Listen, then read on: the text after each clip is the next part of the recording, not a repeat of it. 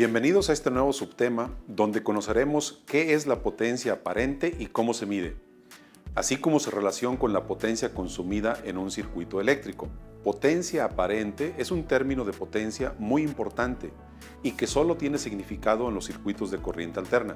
Y ya que los sistemas de generación, transmisión y distribución de la energía eléctrica son fundamentalmente en corriente alterna, el conocimiento de potencia aparente es esencial para analizar el consumo de potencia y por lo tanto la energía en la gran mayoría de las cargas eléctricas residenciales, comerciales e industriales.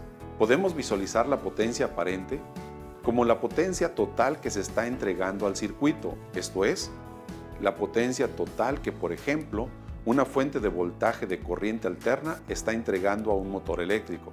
La potencia aparente, al igual que la potencia en un circuito de corriente directa, se define simplemente como el producto del voltaje efectivo por la corriente efectiva. La unidad de medida de la potencia aparente es el voltampere, o simplemente VA, y se identifica por medio de la letra S mayúscula.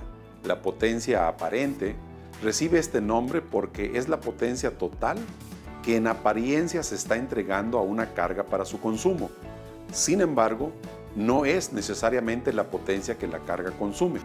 Por ejemplo, en un circuito eléctrico de corriente alterna puramente resistivo, si calculamos la potencia aparente, que es el voltaje efectivo por la corriente efectiva, esto es 120 volts por 2 amperes, esto nos daría 240 volts ampere.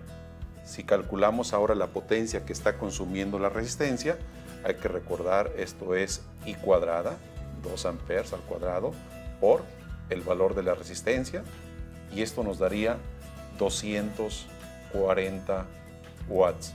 Podemos observar que la potencia consumida es igual a la potencia total que en apariencia se está entregando.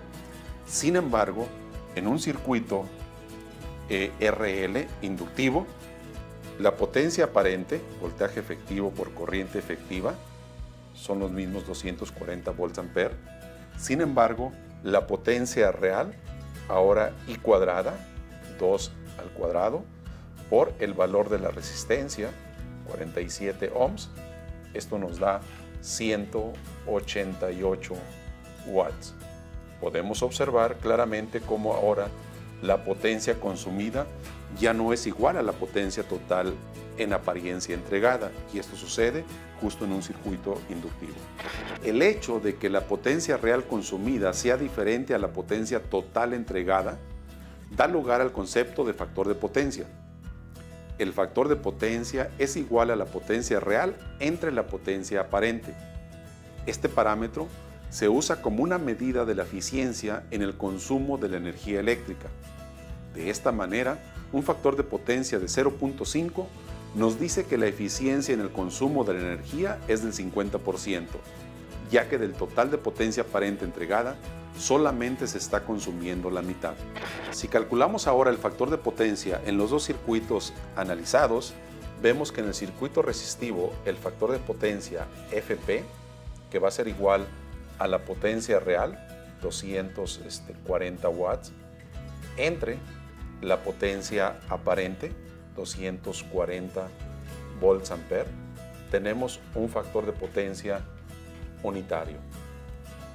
Sin embargo, en el circuito inductivo, el factor de potencia, de nueva cuenta, potencia real, 188 watts, entre potencia aparente, 240 volts ampere, nos da un factor de potencia de 0.78.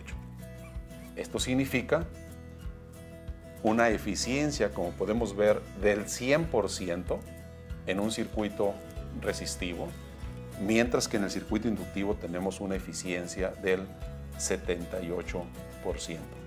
Como puedes ver, los causantes de un factor de potencia diferente de 1 y por lo tanto de una eficiencia en el consumo menor al 100% son los inductores y capacitores presentes en las cargas eléctricas. Desafortunadamente, la gran mayoría de las cargas eléctricas son cargas eléctricas inductivas, o bien se comportan como cargas inductivas, reduciendo el factor de potencia y originando que requieran para su operación más potencia aparente, de la que realmente consumen. Pero ¿qué sucede con la parte de la potencia aparente que no se consume a pesar de ser entregada al circuito? Esta potencia se queda atrapada en los elementos inductivos y capacitivos, que son la causa por la que no se consuma el total de la potencia aparente entregada.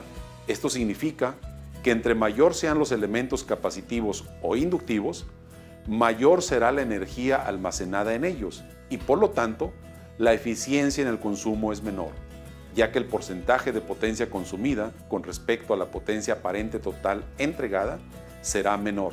El factor de potencia es muy importante para el prestador de servicio de energía eléctrica, como la CFE en el caso de México, y también para los grandes consumidores de energía, ya que si estos últimos tienen un bajo factor de potencia y por lo tanto una baja eficiencia en el uso de la energía, obligan a la compañía de energía eléctrica a generar, transmitir y distribuir el total de potencia aparente aunque ellos solo consuman una fracción, originando mayores costos para el prestador del servicio.